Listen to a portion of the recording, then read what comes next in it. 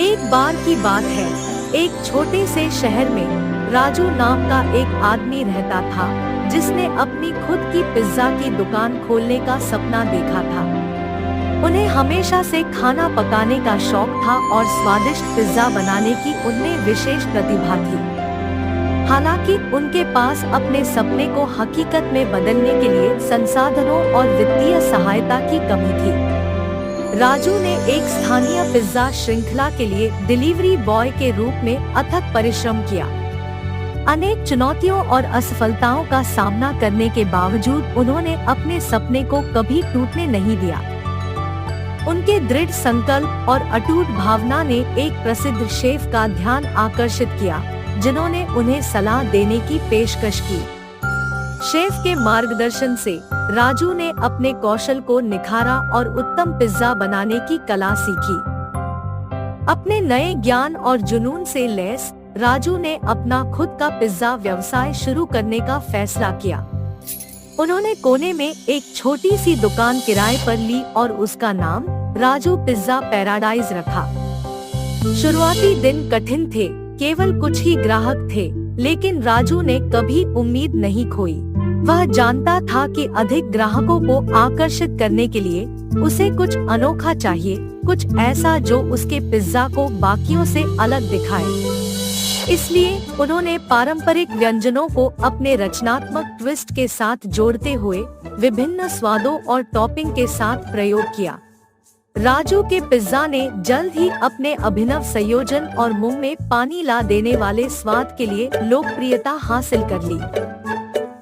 यह बात जंगल की आग की तरह फैल गई और दूर दूर से लोग राजू के पिज्जा पैराडाइज पर आने लगे। ताजे पके हुए पिज्जा की सुगंध हवा में फैल गई और दुकान हमेशा भूखे ग्राहकों से भरी रहती थी। राजू की लगन और मेहनत रंग ला रही थी और उसका सपना धीरे धीरे हकीकत में बदल रहा था। लेकिन राजू को यह नहीं पता था कि उसकी सफलता प्रतिद्वंद्वी पिज्जा श्रृंखला के मालिक श्री शर्मा का ध्यान आकर्षित करेगी। प्रतियोगिता को खत्म करने के लिए दृढ़ संकल्पित श्री शर्मा ने गंदी रणनीति का सहारा लिया। उसने राजू के पिज्जा के बारे में अफवाह फैलाकर उसकी प्रतिष्ठा धूमिल करने की कोशिश की। राजू के व्यवसाय को नुकसान होने लगा, क्योंकि उसके पिज्जा की गुणवत्ता पर संदेह होने लगा। निराश होकर उसने हार मानने के बारे में सोचा। हालांकि उनके वफादार ग्राहकों के अटूट समर्थन और उनकी कला में उनके विश्वास ने उन्हें आगे बढ़ने में मदद की। राजू ने वापस लड़ने और अपने विरोधियों को गलत साबित करने का फैसला किया। अपने दोस्तों और शुभचिंतकों की मदद से राजू ने पिज्जा टेस्टिंग फेस्टिवल का आयोजन किया। उन्होंने प्रसिद्ध खाद्य आलोचकों, मशहूर हस्तियों और प्रभावशाली लोगों को अपने पिज्जा का स्वाद लेने और अपनी ईमानदार राय साझा करने के लिए आमंत्रित किया। आखिरकार वह दिन आ ही गया और आलोचक राजू के पिज्जा की प्रशंसा करना बंद नहीं कर सके। उन्होंने अनूठे स्वादों, गुणवत्तापूर्ण सामग्रियों और हर टुकड़े में मौजूद जुनून की प्रशंसा की। राजू के पिज्जा ने सबसे कड़े आलोचकों का भी दिल जीत लिया और उनकी प्रतिष्ठा बहाल हो गई। पिज्जा टेस्टिंग फेस्टिवल राजू की यात्रा में एक महत्वपूर्ण मोड़ बन गया। सकारात्मक समीक्षाओं के कारण ग्राहकों की बाढ़ आ गई और राजू का पिज्जा पैराडाइज शहर में चर्चा का विषय बन गया। उनकी सफलता ने न केवल पिज्जा उद्योग में अपना स्थान सुरक्षित किया, बल्कि इच्छुक उद्यमियों को अपने सपनों को पूरा करने के लिए प्रेरित किया। कड़ी मेहनत, लचीलेपन और जादू की बौछार के माध्यम से राजू ने पिज्जा की दुनिया पर विजय प्राप्त कर ली थी। आज उनका पिज्जा साम्राज्य दृढ़ संकल्प की शक्ति और किसी के जुनून की खोज के प्रमाण के रूप में खड़ा है। एक छोटे शहर के सपने देखने वाले से लेकर एक सफल पिज्जा उद्यमी तक राजू की यात्रा की यह हृदयस्पर्शी कहानी याद दिलाती है कि सफलता उन्हीं को मिलती है जो दृढ़ रहते हैं, चुनौतियों से पार पाते हैं और अपने सपनों के प्रति सच्चे रहते हैं, चाहे विषम परिस्थितियां क्यों न हो। एक लंबे समय पहले एक गांव में नरेंद्र नामक एक आदमी उसके बहन रितिका के साथ एक छोटे घर में रह रहा था। बचपन में ही उनके माँ बाप का देहांत होने के कारण वो उसके बहन का ख्याल रखता था। नरेंद्र उसकी बहन के लिए पढ़ाई छोड़कर दिन रात मेहनत करता था और पैसे कमा के उसकी बहन को पढ़ाता था। कुछ साल बाद जब उसकी बहन का कॉलेज में पढ़ने का समय आया तो उसके गांव में कॉलेज न होने के कारण उसे दूसरे शहर में पढ़ाता था। एक दिन उसकी बहन दोस्तों के साथ बाहर जाती है। वहाँ वो पहली बार फ्रेंच फ्राइज खाती है। वो बहुत ही स्वादिष्ट होने के कारण उन्हें बनाने का विधि भी देखती है। उस दिन शाम को घर आते ही वो कुछ आलू लेके उस विधि से फ्रेंच फ्राइज बनाने की कोशिश करती है। इतने में उसका भैया घर आता है। रितिका, थोड़ा पानी दो ना माँ। जी भैया। पानी के साथ साथ मैं इन फ्रेंच फ्राइज को भी देती हूँ, फिर उन्हें पूछूंगी कि उनको ये कैसे लगा। और ऐसे तैयार किए हुए फ्रेंच फ्राइज पानी के साथ देती है। नरेंद्र पानी पीकर उन फ्रेंच फ्राइज को देखते रहता है। तब रितिका, भैया वो यूं ही घूरने के लिए नहीं है बल्कि खाने के लिए बने हैं, जरा खा के तो बताओ कि कैसे हैं। उसके बहन के ऐसे कहने पर ये ना जानने के बावजूद कि वो क्या है, नरेंद्र उन्हें खा कर कहता है, कैसे बनाया तुमने ये? बहुत ही स्वादिष्ट है। हमारे गांव में तो मैंने इसे कभी नहीं खाया। भैया इन्हें मैंने ही बनाया। और तब वो उसके भैया को जो कुछ भी हुआ बताती है। भैया मेरे पास एक अच्छा विचार है। क्या है वो रितिका? हमारे गांव में फ्रेंच फ्राइज के बारे में किसी को भी नहीं पता है, इसीलिए हम एक फ्रेंच फ्राइज का दुकान लगा के इन्हें बेचेंगे। तब बहुत लाभ होगा। बच्चे और बड़े इसे एक ही समान पसंद करेंगे और तुम्हें भी ज्यादा काम करने की जरूरत नहीं पड़ेगी। बात तो सही है, मगर इन्हें बनाना तो मुझे नहीं आता है ना रितिका। मुझे आता है ना भैया, मैं आपको इन्हें बनाना सिखाऊंगी।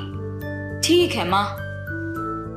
और ऐसे वो अपने भैया को फ्रेंच फ्राइज बनाना सिखाती है।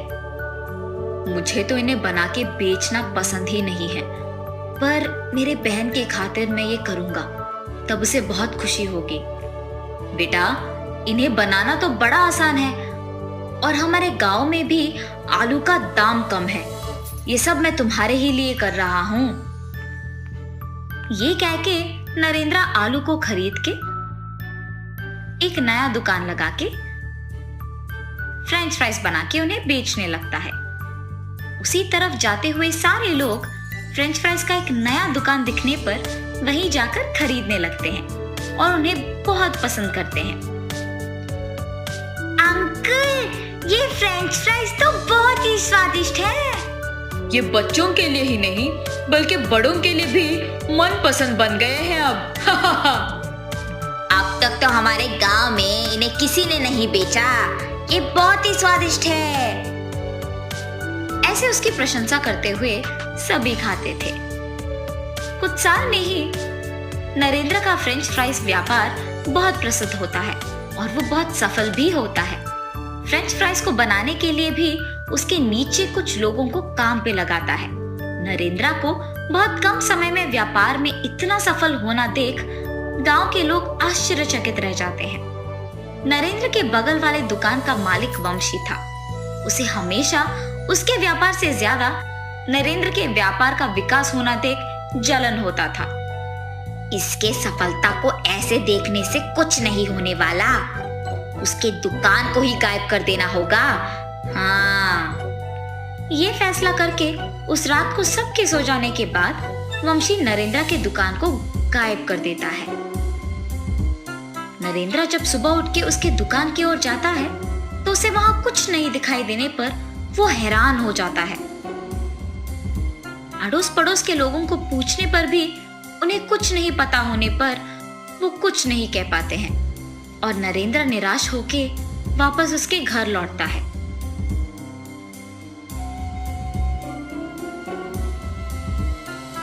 नरेंद्र के घर पहुंचने के तुरंत बाद उसकी बहन कॉलेज से घर पहुंचती है और उसे खुशखबरी देती है कि उसे एक नौकरी मिल गई। लेकिन उसके भैया को दुखी देख पूछती है, भैया क्या हुआ, आप ऐसे क्यों हो? तब नरेंद्र उसे जो कुछ भी हुआ बताता है। आप निराश मत हो भैया, अब मेरा नौकरी लग गया है ना। आप पहले से भी बड़ा फ्रेंच फ्राइज का दुकान लगाइए और इस बार हम अपने दुकान के बाहर एक सीसी कैमरा भी लगाएंगे। कुछ दिन बाद रितिका उसके वादा के अनुसार ही उसके वेतन के पैसों को लाकर उसके भैया के हाथों में देती है। तब नरेंद्र उसी स्थान में पहले से भी बड़ा दुकान लगाता है और बाहर एक सीसी कैमरा को भी लगवाता है।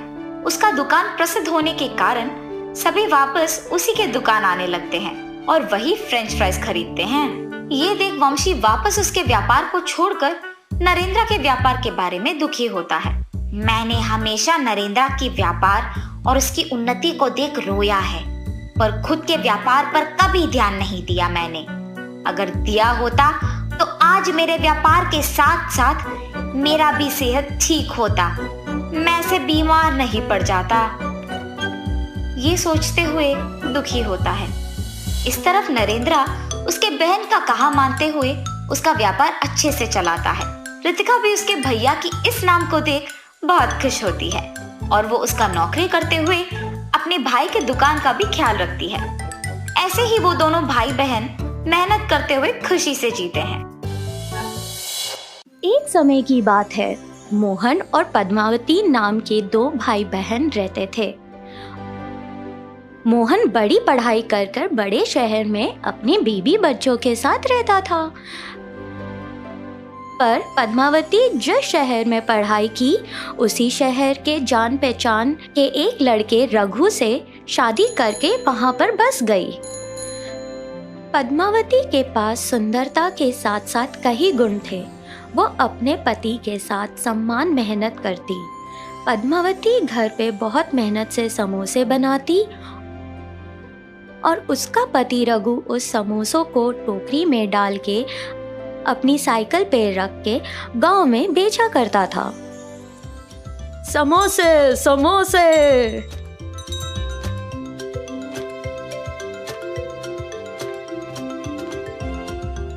उन समोसों से कमाए हुए पैसे रघु घर लेकर आता था।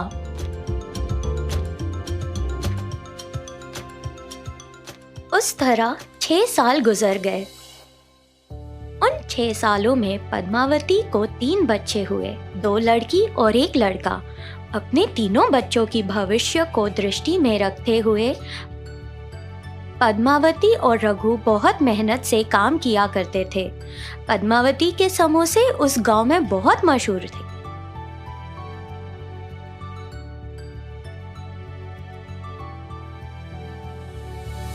एक दिन पद्मावती का भाई मोहन पद्मावती के पूरे परिवार से मिलने शहर से गांव आया। बहन, और कितने दिन यहाँ रहोगी? शहर आकर यहाँ करने वाली समोसे का धंधा वहाँ कर लो ना। इसी दौरान रघु घर पर आया तो मोहन ने भी उसे यही बात दोहरा कर बोला,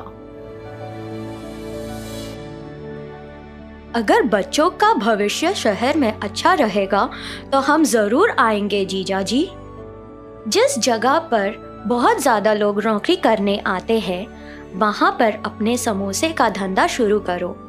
मैं जहां नौकरी करने जाता हूं, हर सुबह मेरे साथ आके साइकिल पे समोसे बेचो। जैसे मोहन ने कहा उसी तरह रघु शहर चला गया। मोहन के घर के बाजू में ही एक छोटा सा घर किराए पे लेकर वो लोग वहां रहने लगे। बिल्कुल गांव के जैसे यहाँ भी पद्मावती समोसे बनाती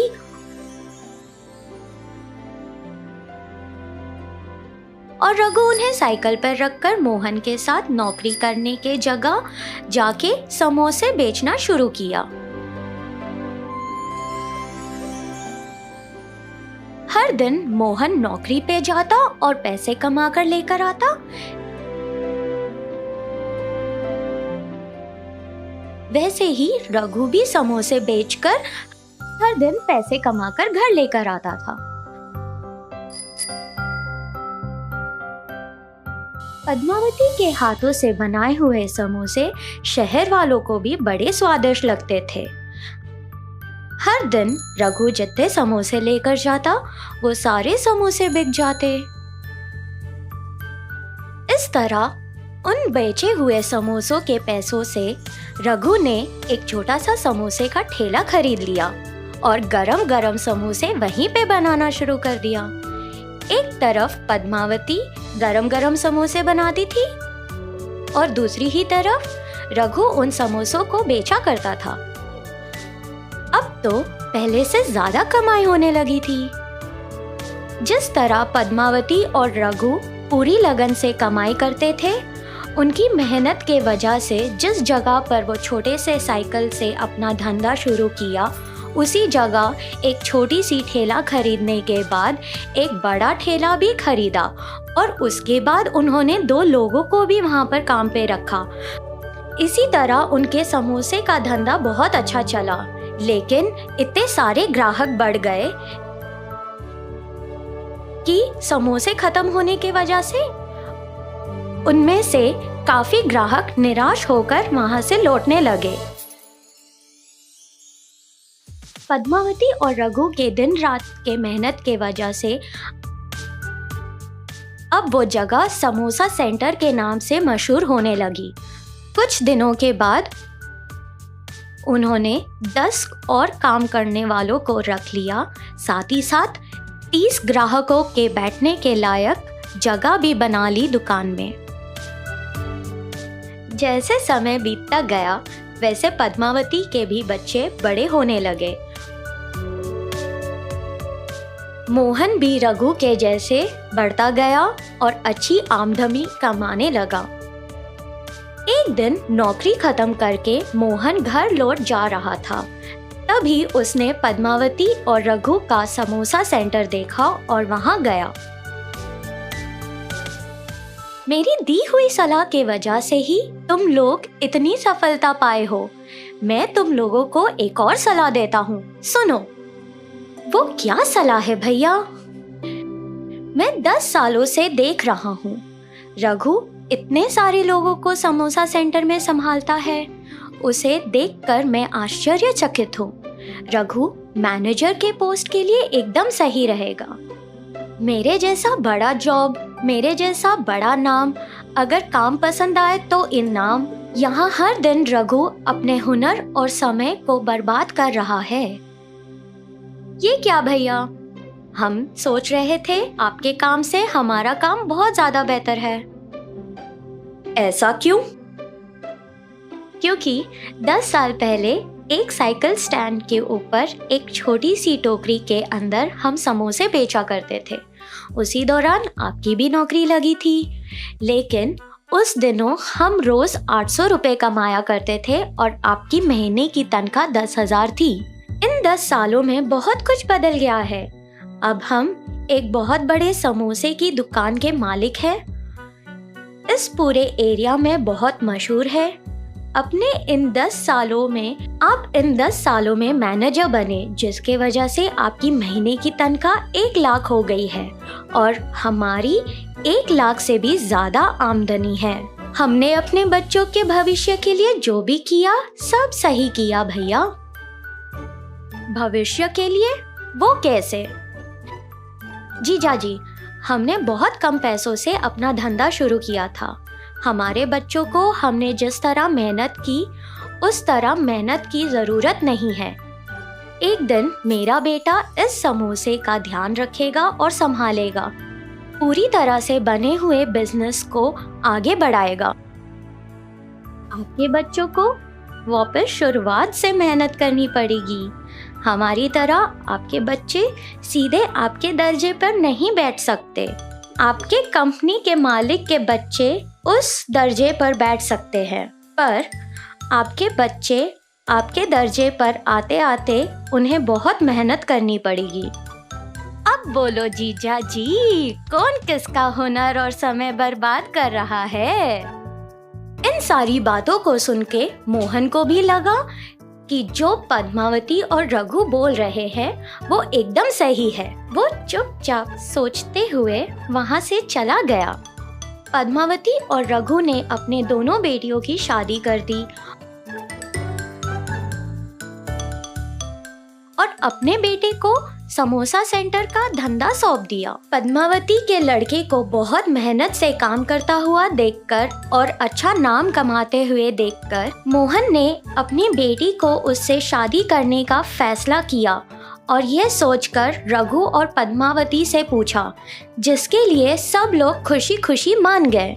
अब सिर्फ तुम्हारे बच्चों का ही नहीं, मेरी भी बेटी की जिंदगी खुशी खुशी कटेगी।